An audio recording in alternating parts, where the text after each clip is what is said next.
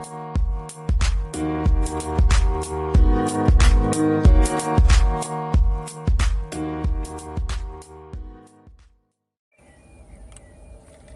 just changed my podcast from a business podcast to society and culture. Why did I decide to do that? Because when I hear business, to me it sounds like wearing a suit, buttoned up, boring, salesman. Every time you talk to him, he's trying to sell you something. And that's not who I am. That's not what I'm trying to do. And that just doesn't feel natural to me. Like, what I like to do is I like to break down who people are, where they're at, where they're going, what they like, and really almost manipulate culture in a way. Like, you find out who people are and what they like and what drives them every day. Like, what makes them do the things that they want to do. And I think by doing that, that's how you end up becoming a success when it comes to, selling something or starting a service or, even being a politician. Like, you have to learn how to find out who people are, like how they work. That's what it's all about. So that's why I switched from a business podcast to society and culture. And I think those are more the topics I'd like to talk about anyway. So, for me, I don't wear suits.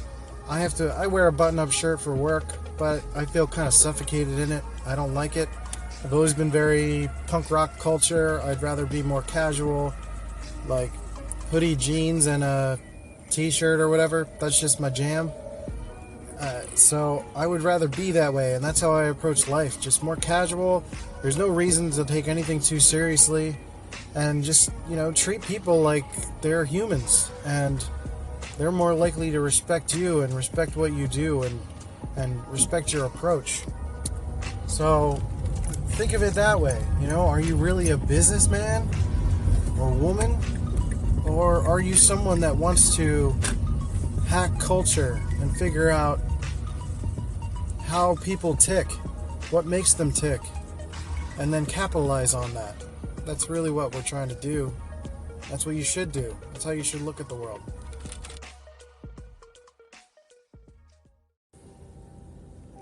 What I really appreciate about Anchor and about what a lot of businesses these days are doing in general is personalizing, really making you feel like you're valued. It really struck me when I first heard one of the rundowns in the morning on this app where they said my name. They said, "Good morning, Christian. Hi, Christian." And it kind of took me aback. You don't expect that. You kind of expect businesses to be kind of cold and distant. And it was just a nice change of pace to hear a business say your name. We were talking about that in a meeting today because we're trying to get people to go to an event, and I'm new to the company. I noticed some of the previous materials were kind of impersonal. It would say like, "Hey, team member," or "Hey," just kind of a generic name. And it doesn't hurt. It absolutely helps, I should say, to take an extra minute or put some extra thought into making something personal.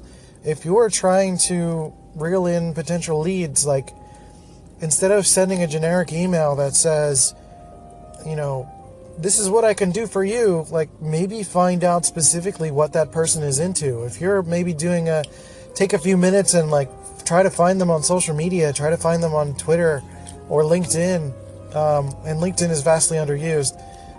Look them up and find out something about them. All that information is public and you can utilize it. Find out what schools they went to. Find out if they like a sports team that you also like, or maybe even you have a rivalry and you can make a joke about it. That kind of gives you an in and also allows you to sort of establish a relationship. I think that's always a good idea, to try to find a way to connect with people and make it personal. And I think that's the best way to sort of make people pay attention, is to really make it about them. That's what everybody wants. Everybody wants it to be about us. It's kind of like when you go on a date, you don't talk about yourself the whole time. You ask questions. You try to, you be interested. And it's really no different for business or trying to find leads. You want to find out what they're into and how that connects to what you're doing. And, don't try to sell to someone that is unsellable. Don't try to push the issue. And that's where personalizing comes into play. When you find out about who they are, that allows you to figure out if they do fit into the market that you're selling to and the type of person that you're selling to or that your brand fits within. I think it's just a smart move. People like to feel important. Make them feel important.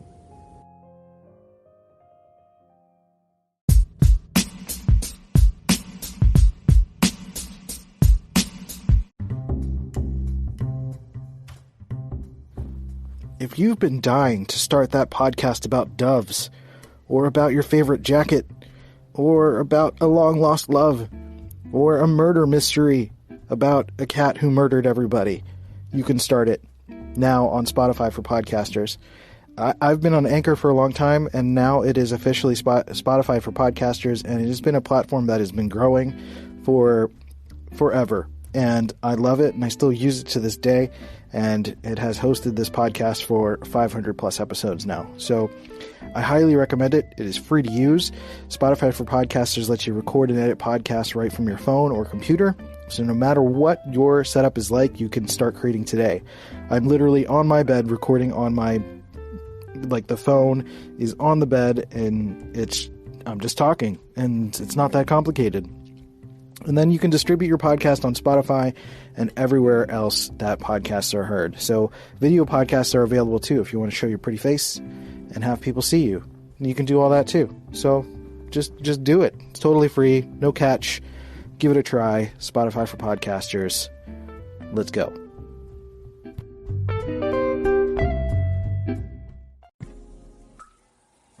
For those of you still on the West Coast with a few hours to spare of daylight, I would like to pleasantly remind you that today is Cow Appreciation Day, which means you have plenty of ammo for your mama so fat jokes.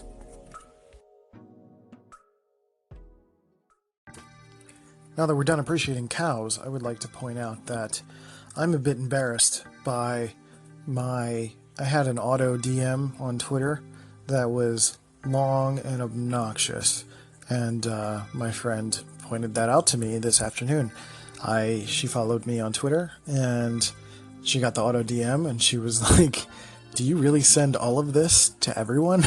It was pretty funny and kind of amazing. So I thank you for that. If you're listening, you know who you are. And I decided to change it. So now it's nice and short and sweet. It's a simple thank you for following sort of deal. And that's it. I'm not posting any links. Not trying to be super crazy. Check out my stuff. I think I need to kind of slow down with that across the board and be a little bit more earnest. Practice what I preach and make those little changes. So I implore you, if you're guilty of that, really doing the auto DM is really not a great thing in general because it's very impersonal, but in a way you can almost embrace it. Just say thank you. Thank you for following. You don't always get a chance to stop and say thank you. So just to automatically say thank you, sure.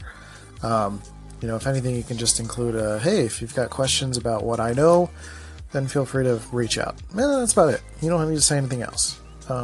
Maybe there's a strategy that I'm missing that could actually work.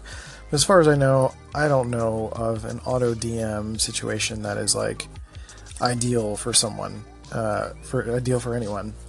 Really success on social media is predicated on actually interacting with people. So that is the number one thing to do really on any platform, especially Twitter, is to just actually talk to people and ignore the auto DM stuff. I don't even know if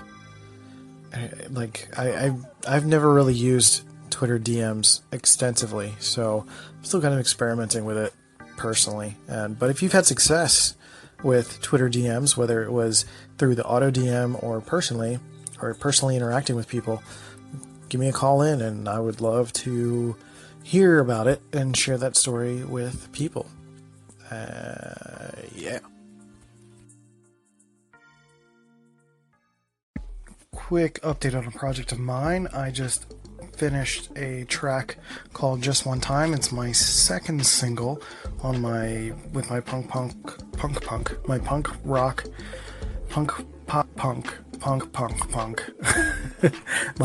pop punk album, under the name Swing for the Fences, soundcloud.com/Swing for the Fences.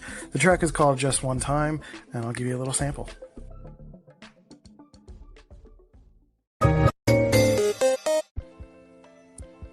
So thank you guys for giving that a listen. I really appreciate it. I've been working on this album for about a year now. The album is called 30 Days in June. I really only have about two or three tracks finished. The rest are instrumentals, and you can hear the rest at soundcloud.com/Swing for the Fences.